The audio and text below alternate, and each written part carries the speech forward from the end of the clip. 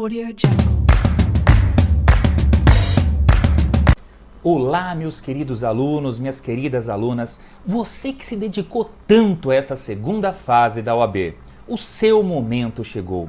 Pelo que eu conversei com a maioria dos meus alunos, dos meus ex-alunos, finalmente obtiveram êxito na aprovação dessa segunda fase.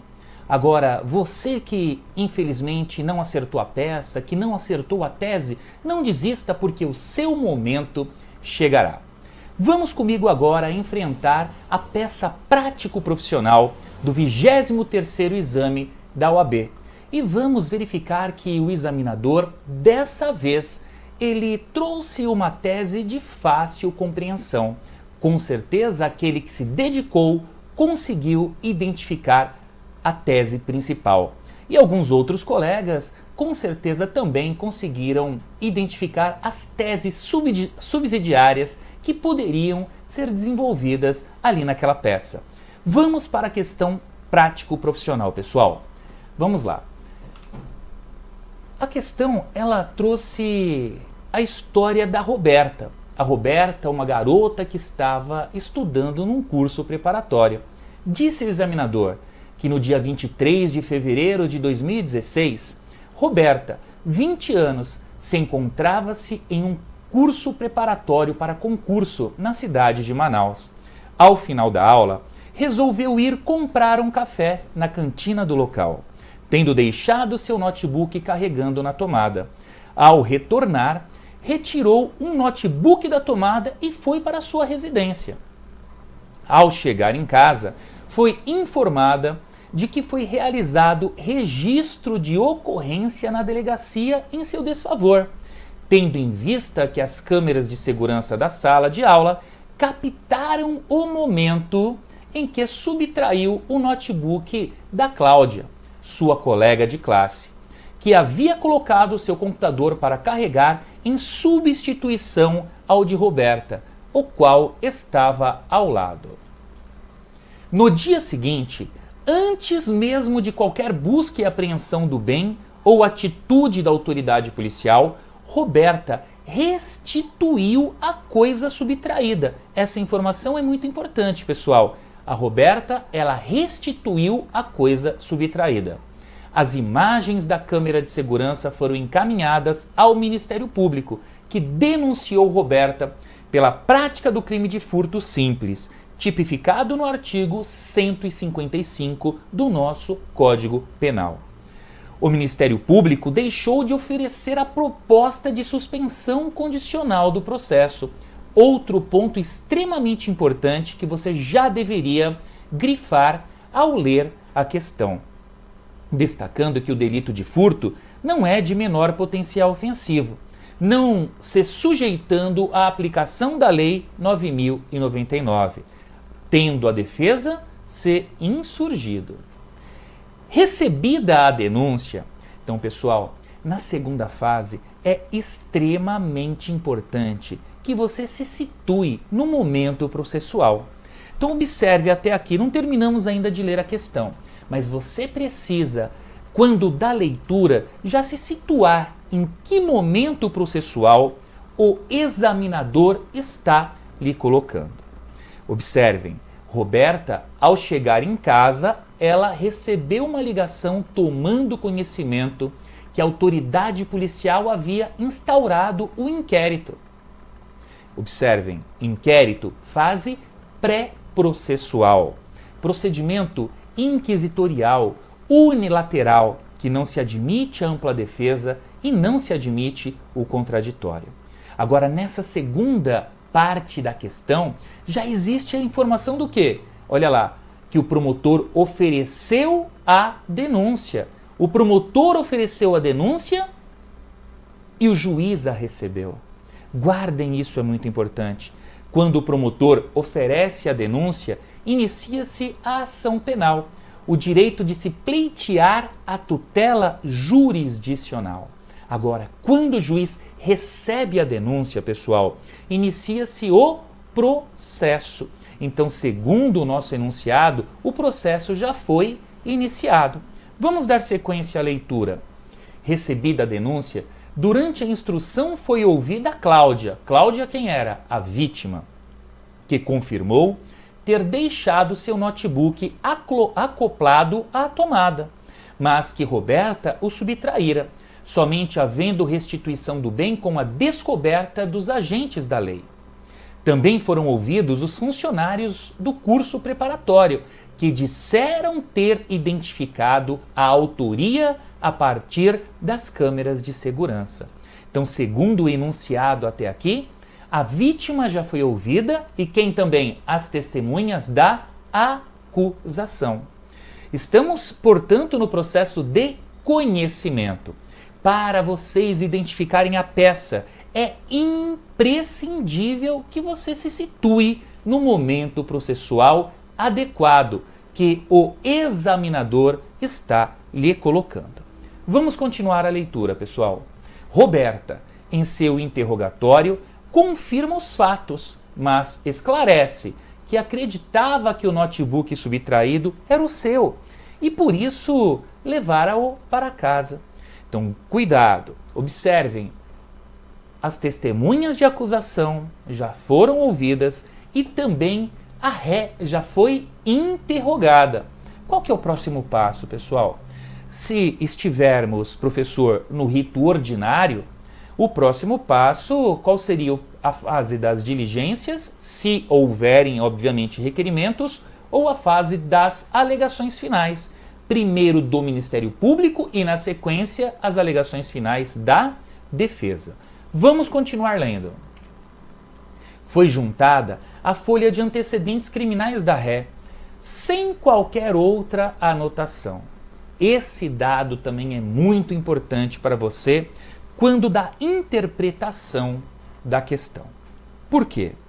Porque se essa moça, a Roberta, ela foi denunciada por um crime de furto simples, precisamos observar qual é a pena mínima e qual a pena máxima deste crime, para verificar se ela tinha ou não direito ao benefício da suspensão condicional do processo, que segundo informações do enunciado, o Ministério Público não ofereceu. A partir do momento que o enunciado disse que ela não ostenta maus antecedentes criminais em sua folha, entende-se que ela poderia gozar desse benefício, desde que, obviamente, a pena mínima do crime de furto não ultrapasse 1 ano.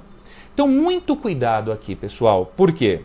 O enunciado tentou induzir o colega a erro quando afirmou que o Ministério Público não ofereceu o benefício da suspensão condicional do processo porque o furto não é um crime de menor potencial ofensivo. Por quê? O artigo 89, gravem isso, anotem, alimentem o caderno de vocês.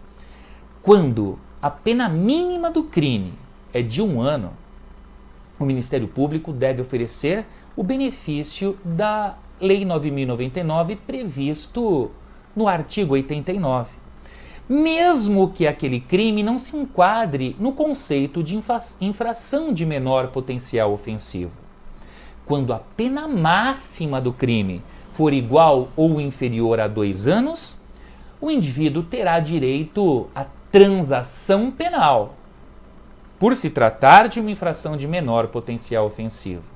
Agora, o artigo 89 da Lei 9.099/95, ele não se aplica apenas aos crimes de menor potencial ofensivo, e sim a todos aqueles cuja pena mínima não ultrapasse 1 ano.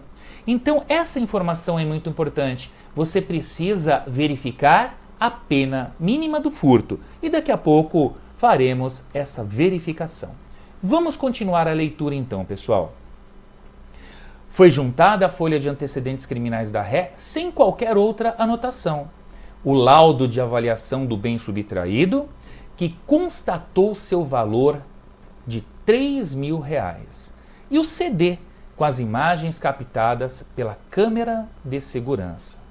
O Ministério Público, em sua manifestação derradeira, requereu a condenação da ré nos termos da denúncia. Você, como advogado ou como advogada de Roberta, é intimado ou intimada no dia 24 de agosto de 2016, uma quarta-feira, sendo o dia seguinte útil em todo o país, bem como todos os dias das semanas seguintes, exceto sábado e domingo. Considerando apenas as informações narradas na condição de advogado ou advogada de Roberta, redija a peça jurídica cabível, diferente de habeas corpus, apresentando todas as teses jurídicas pertinentes. A peça deverá ser datada no último dia do prazo para a interposição. Então observem que o examinador aqui no final, ele já gostaria de saber se você sabe como regula a contagem do prazo processual, que está lá no artigo 798 do nosso Código de Processo Penal. E o colega bem sabe que a contagem do prazo processual penal é diferente da contagem do prazo penal. No prazo penal, aquelas matérias reguladas no Código Penal, eu vou incluir o primeiro dia e vou excluir o último. Agora, na contagem do prazo processual, eu vou excluir o primeiro dia e vou incluir o último dia. Agora, você precisa identificar qual é a peça cabível para a questão apresentada pela OAB.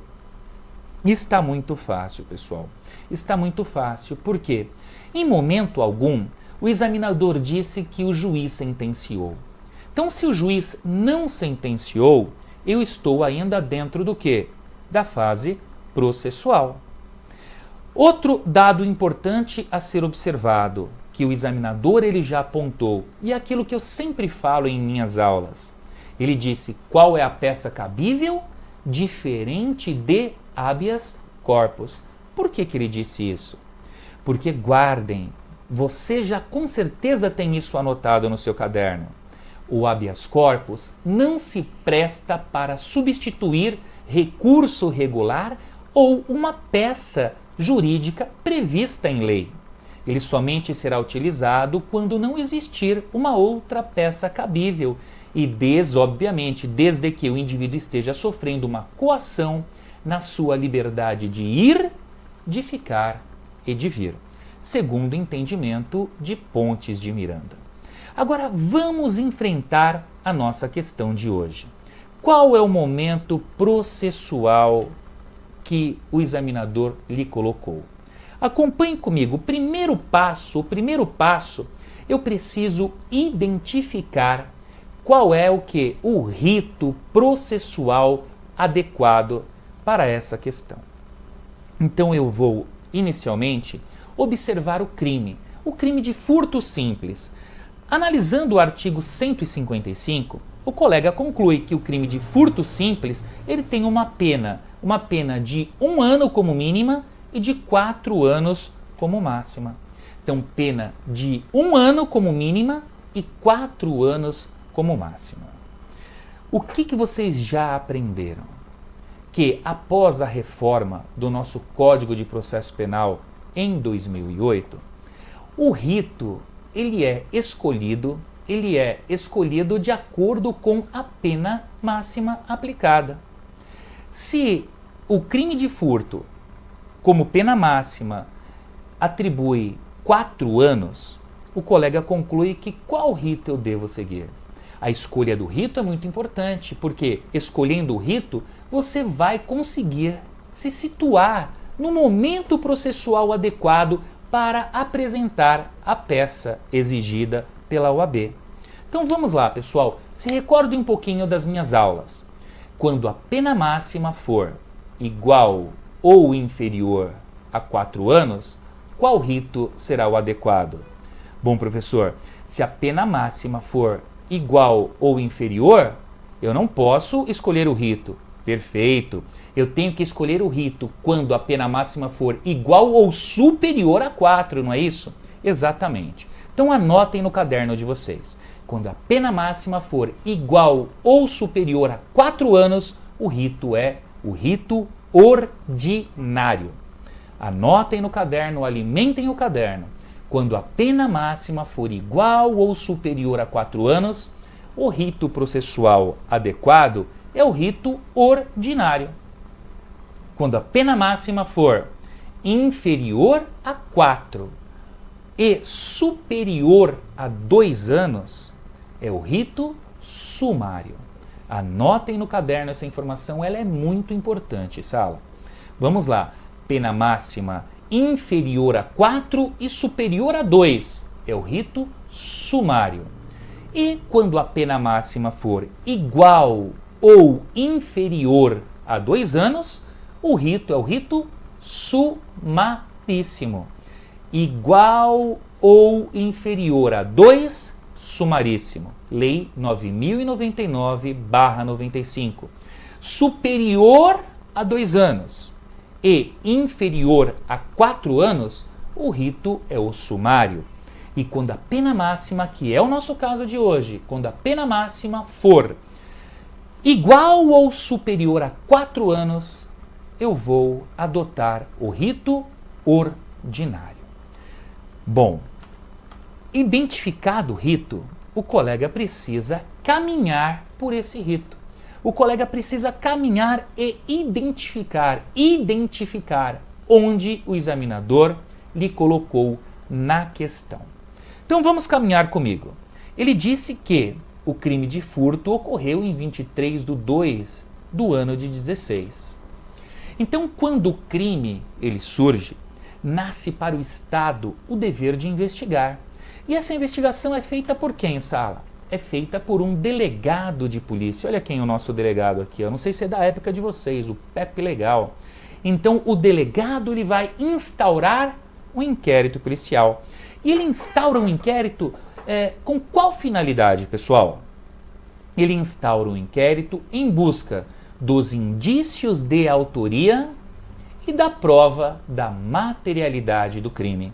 Então, o delegado, quando ele toma conhecimento de um crime, ele está obrigado a instaurar o inquérito policial.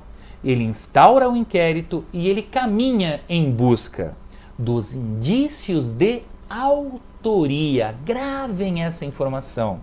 E da prova da materialidade do crime. E depois que ele instaurou o inquérito, qual que é o próximo passo? Na nossa questão, disse o examinador que após a instauração do inquérito policial, a Roberta, ela recebeu uma ligação em sua casa e imediatamente foi e devolveu o notebook da Cláudia. Mas não adiantou ela devolver esse notebook. Por quê? Porque os autos acabou sendo encaminhado ao Ministério Público. Olha quem é o promotor de justiça. Lembram do filme O Auto da Compadecida, quem era o promotor? O advogado era Nossa Senhora, lembram? E quem era o promotor de justiça? Os promotores ficam bravos, né? Quando a gente fala do Auto da Compadecida. Mas é isso. O promotor de justiça, ele não levou em consideração o fato da Roberta ter devolvido o notebook. E o MP ofereceu a denúncia, dando início assim à ação penal. Observem que o juiz ele é inerte, o promotor oferece a denúncia, ele aciona o poder judiciário. O juiz pode receber ou o juiz pode rejeitar a denúncia. No nosso caso, os colegas observaram que o juiz recebeu a denúncia. Mas é muito importante, antes de darmos sequência ao caminho processual do rito ordinário, o colega lembrar daquela informaçãozinha muito importante do enunciado que demonstrou o quê? A ocorrência de uma nulidade processual. Por quê? Porque Roberta preenchia, segundo o enunciado, todos os requisitos para gozar do benefício da suspensão condicional do processo. Benefício previsto no artigo 89 da Lei 9099/95. Professor, mas no que consiste esse benefício? Ela deveria ser consultada se aceitava primeiramente o benefício, né? O processo ficaria suspenso se ela cumprisse rigorosamente as imposições do magistrado. Ela não teria sequer o mérito do seu processo analisado. O processo ficaria suspenso durante um período de prova e, cumprido aqueles requisitos, seria extinta a punibilidade. É um direito dela, não uma faculdade do Ministério Público. Logo, o colega já conclui que, quando o Ministério Público deixou de oferecer esse benefício, ele agiu contrariamente à lei. Mas ainda existia uma salvação. Que salvação? O juiz. O juiz, ele deveria ter analisado essa questão. Ele deveria ter observado essa questão. O magistrado deveria, mesmo o Ministério Público não oferecendo o benefício, o juiz deveria dizer: olha, MP, essa moça tem direito a gozar do benefício da suspensão condicional do processo. O seu argumento de que ela não cometeu uma infração de menor potencial ofensivo demonstra um total desconhecimento jurídico. Por quê? Esse benefício, ele não é destinado a quem comete infração de menor potencial ofensivo apenas, e sim para qualquer crime, independentemente do rito, salvo aqueles que trazem em seu texto as exceções, como, por exemplo, a Lei Maria da Penha, o que não é o caso.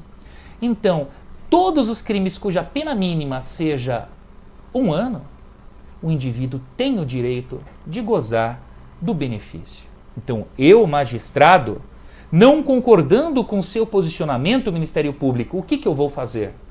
Eu vou encaminhar este inquérito policial, na verdade, não mais um inquérito, né? Este processo, porque o juiz já recebeu a denúncia, eu vou encaminhar este processo para o seu superior, para o Procurador-Geral de Justiça, por analogia ao artigo 28 do nosso Código de Processo Penal. Então, o magistrado também agiu contra a lei no presente caso. E quando você observa uma inobservância da lei, especialmente no aspecto de cerceamento de defesa ou de inobservância do rito processual adequado, o que você já conclui? Que estamos diante de uma nulidade processual. Então guardem essa informação, porque quando da elaboração da peça, ela vai ser de extrema importância para você. Vamos continuar então o nosso caminho. Então, qual a informação que os colegas já obtiveram aqui? Que o promotor ofereceu a denúncia, não ofereceu o benefício do artigo 89 da 9.099 e o juiz recebeu a denúncia. Ele recebeu a denúncia. O enunciado não diz isso, mas se o juiz recebeu a denúncia e o juiz não absolveu o réu sumariamente, ele obviamente designou uma audiência de instrução. E segundo o enunciado, nessa audiência de instrução, o juiz ouviu quem? Olha lá, a vítima inicialmente. Agiu corretamente o magistrado. Ele ouviu a Cláudia inicialmente. Na sequência, ele ouviu também os funcionários do cursinho preparatório. Ele ouviu também os funcionários do cursinho preparatório. Logo, ele ouviu testemunhas de acusação. Mas, professor, o enunciado não falou nada sobre a citação. O enunciado não falou nada sobre o prazo de 10 dias para oferecimento da resposta à acusação. Então, será que eu posso concluir que esse direito não foi dado ao acusado? Não conclua, pessoal. Não pode concluir o que não está escrito. Você tem que tomar muito, mas muito cuidado quando da análise da questão. Não pode, não se admite criar em cima da questão, criar em cima do texto do enunciado.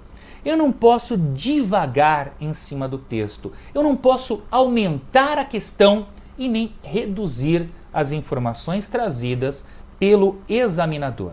Então, se ele não disse que seu cliente foi citado, você vai presumir que ele foi.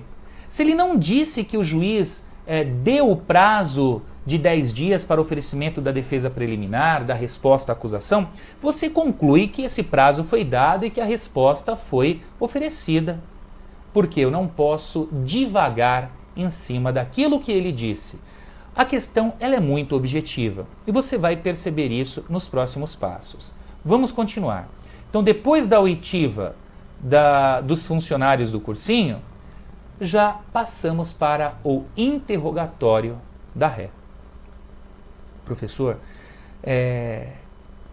ela vai ser interrogada e qual que é o próximo passo mesmo? Não havendo pedido de diligências, como observamos que não houve no nosso enunciado, será a fase das alegações finais do Ministério Público. Se o Ministério Público ofereceu as suas alegações finais, qual que é o próximo passo no nosso rito ordinário? Você já sabe. As alegações finais ou memoriais da defesa. Alegações finais ou memoriais da defesa. Então aqui o colega já conseguiu identificar a peça a ser desenvolvida. Observem como é muito tranquilo. Quando você conhece o rito processual, fica muito fácil identificar a peça. Se o examinador caminhasse mais um pouco e dissesse, olha, o juiz sentenciou, como advogado, ingresse com a medida cabível neste momento processual. Então, da sentença cabe o quê? Ou embargos de declaração ou apelação. Então, também facilmente você conseguiria identificar a peça cabível. É necessário, contudo, que você conheça o rito processual adequado para que possa identificar o momento processual. Então, aqui, pessoal, eu passo para uma segunda etapa, um segundo passo. O primeiro é identificar a peça que vocês já identificaram. Agora, o segundo passo é identificar as matérias de defesa. Neste nosso enunciado, também não fica difícil você identificar as matérias de defesa. Porque foi gritante o erro cometido por Roberta. Vocês conseguiram observar ali no enunciado se a Roberta teve a vontade de furtar? Ela agiu com dolo. Qual foi o elemento subjetivo da Roberta, pessoal? A Roberta, ela pegou aquele notebook achando que era seu. Se ela pegou aquele notebook achando que era seu, ela pode ser condenada? Ela agiu com dolo, com vontade de furtar? Claro que não, de forma alguma. E o nosso Código Penal, ele traz um tipo específico para essa questão, que está lá no artigo 20. Mas, professor, e aquela questão inicial que o senhor me disse com relação à inobservância do artigo 89 da 9.099? Opa, é uma questão também de importância, que você inclusive vai arguir antes da análise do mérito. Então, se você identificou que há uma nulidade processual e você identificou que a tese principal é o erro previsto lá no artigo 20 do Código Penal, você conseguiu a aprovação. Eu vou trabalhar também as teses subsidiárias, mas eu tenho certeza que o aluno que enfrentou essas duas teses, a primeira delas, a nulidade gritante da inobservância do artigo 89, e também a tese principal do erro cometido por Roberta, certamente a aprovação ela é sua. Você já está com a sua carteira da OAB em mãos. Mas vamos trabalhar cada uma dessas hipóteses. Vamos lá. Vamos desenvolver a peça. Eu endereçaria para quem essa minha peça?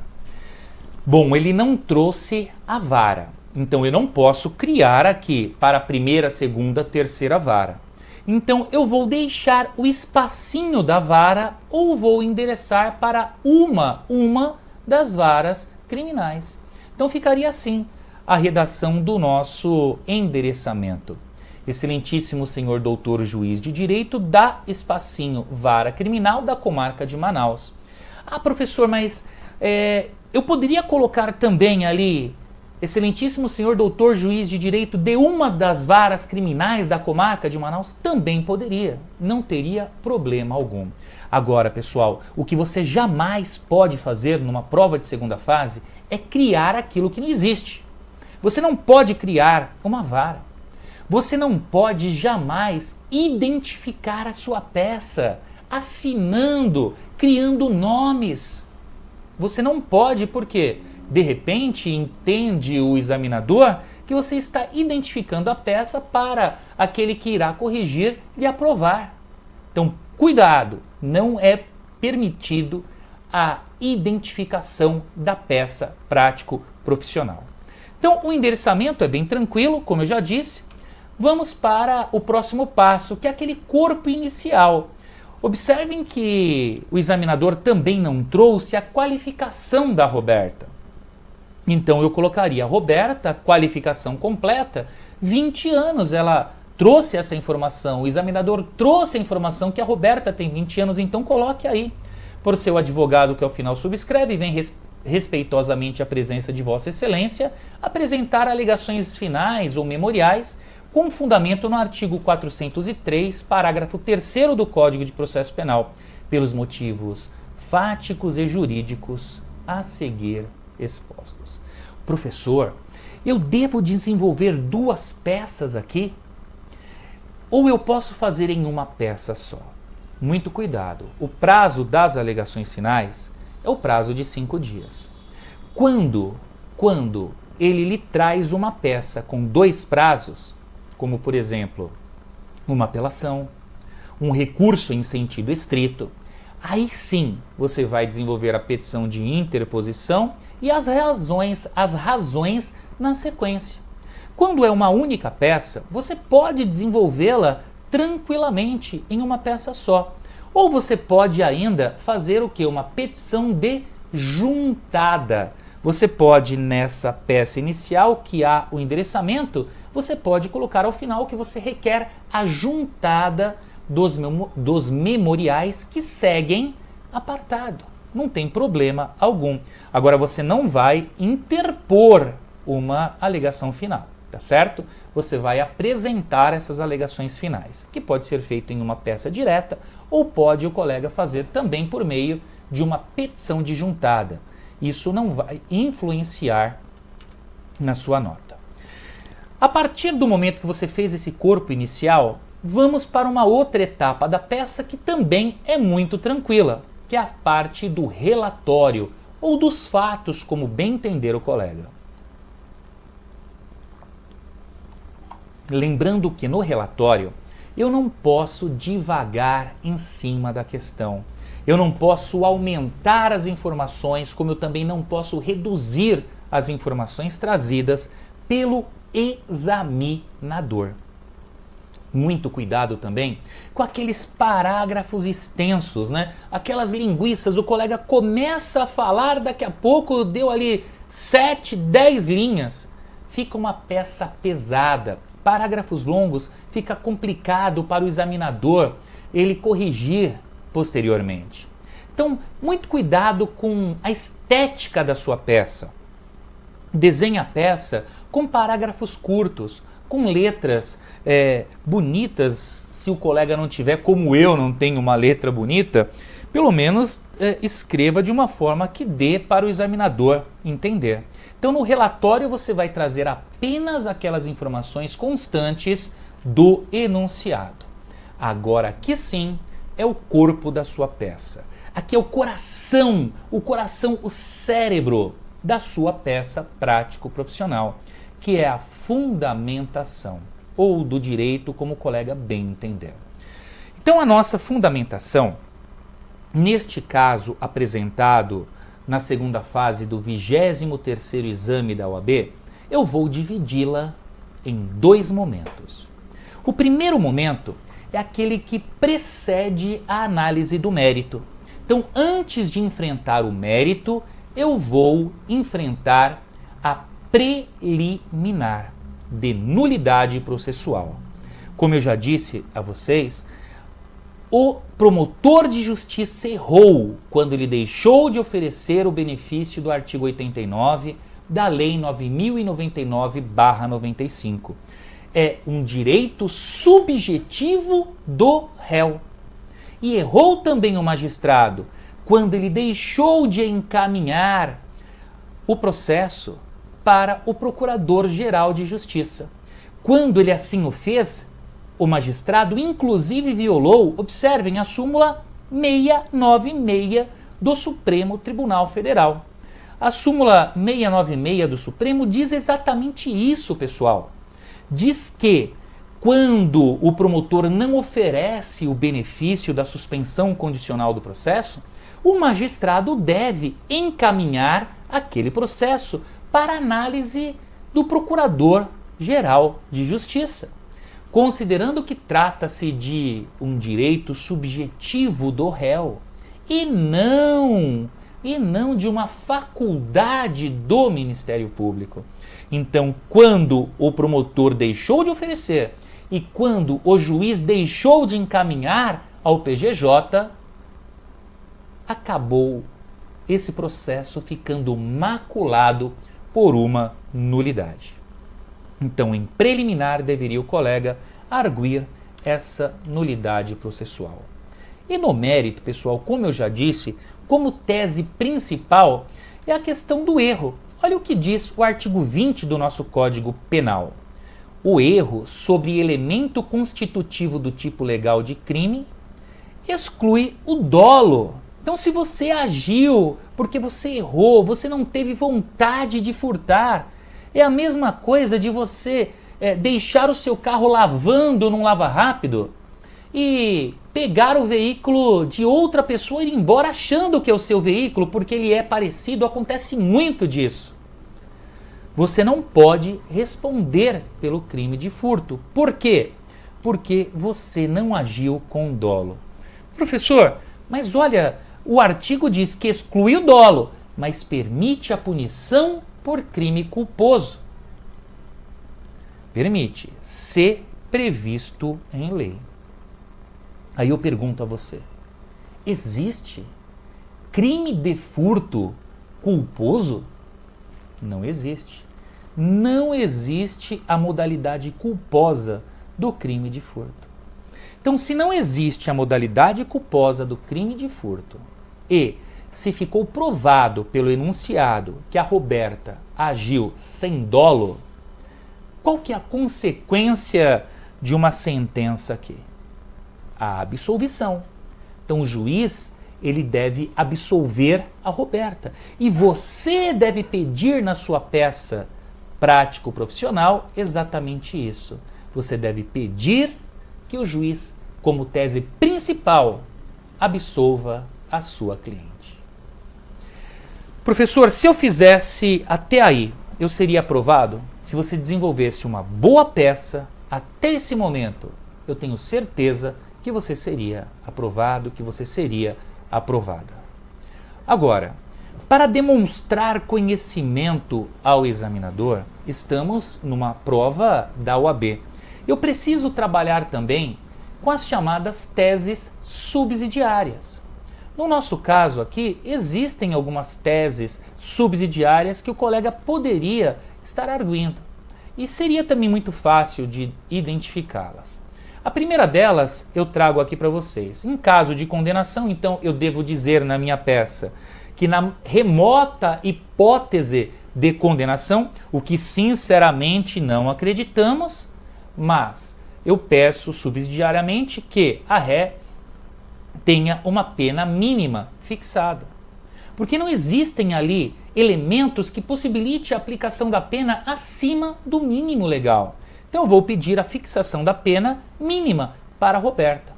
Ainda, pessoal, eu vou pedir como tese subsidiária o reconhecimento da atenuante da confissão. Observem, ela confessou espontaneamente. E mais, eu ainda vou pedir a atenuante do quê? Da menoridade relativa. Quando o examinador disse que ela tinha 20 anos, ele queria que você demonstrasse conhecimento de que ela tem direito a essa atenuante. Porque quem comete o crime e tem menos de 21 anos tem direito à atenuante, também da menoridade relativa. Ainda como tese subsidiária, eu alegaria que houve a restituição do bem subtraído antes do recebimento da denúncia. E aí eu pediria o quê, pessoal? Olha lá, o benefício do artigo 16 do Código Penal, a diminuição de pena pelo arrependimento posterior. Então, ainda como tese subsidiária, eu ainda trabalharia com essa questão de ela ter devolvido o bem antes do recebimento da denúncia, demonstrando, se o juiz entender, obviamente, de forma diversa da nossa tese principal, demonstrando que ela se arrependeu daquela questão em tempo hábil, aplicando então a diminuição de pena da figura jurídica do arrependimento posterior. E aí, caminhando um pouco mais, pensando na hipótese de condenação, eu teria também que trabalhar com essa questão da fixação da pena, né? Olha lá, em caso da aplicação de pena privativa de liberdade, deveria ser requerido o quê? A substituição dessa por penas restritivas de direito. Então, se o juiz fixasse ali uma pena privativa de liberdade, eu ia dizer, olha, excelência, a pena aqui, o senhor já aplicou a pena mínima, vamos substituir essa pena por prestação de serviço à comunidade, por exemplo. Então, também teria que pedir essa substituição da pena como tese subsidiária e, posteriormente, também a fixação do regime aberto para o cumprimento de pena. Então, pessoal, por mais que pareça que existem muitas matérias a serem abordadas nessa peça de alegações finais, eu entendo que se você identificasse a nulidade, que se você identificasse a tese principal que não estava difícil de identificar, você conseguiria a aprovação. Agora, se identificasse essas matérias que eu abordei também subsidiariamente, nossa, aí a nota seria com certeza a 10. Seria uma aprovação com mérito. E os pedidos, pessoal, eu vou, na verdade, retratar aquilo que eu fundamentei. Eu vou aqui nos pedidos pedir o quê? Preliminarmente que seja reconhecida a nulidade processual e que seja oferecida a proposta de suspensão condicional do processo. E no mérito, como eu já disse, como tese principal, eu vou pedir a absolvição do crime de furto. Por quê? Porque está aqui caracterizada a figura do artigo 20 do Código Penal e a inexistência de dolo por parte de Roberta.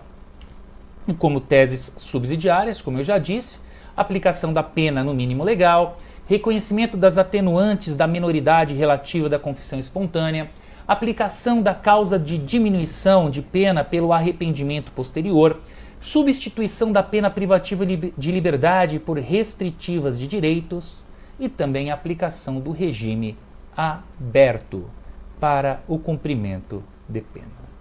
Um outro ponto, ainda finalizando a nossa aula de hoje, um outro ponto importante que o examinador também gostaria que você identificasse é a data de 29 de agosto. Por quê?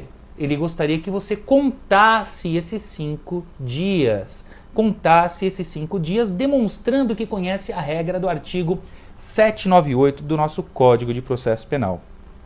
E por fim, deveria finalizar a peça indicando o local que ele indica, a data, como eu já disse, 29 de agosto, e também assinatura e OAB. Não assina, coloca lá o espacinho, é OAB, não coloca número, não coloca ali, OAB número tal, você ainda não tem a OAB, não identifique a sua peça. Meus queridos alunos, minhas queridas alunas, então eu finalizo aqui a nossa aula de hoje, desejando muito sucesso na sua vida profissional, você que foi aprovado. Eu peço que vocês curtam este vídeo aqui no YouTube, que vocês se cadastrem, assinem ali a minha conta do YouTube, porque eu estou constantemente trazendo dicas jurídicas para você que foi aprovado, para você que está aí na busca de conhecimento e também especialmente para você aluno, para você aluna que ainda não conseguiu a aprovação. Não desista jamais. O céu é o limite está dentro de você. Você pode tudo, tudo, se você se dedicar, se você acreditar. E eu digo, de coração aberto, conte comigo. Muito obrigado pela atenção de todos vocês.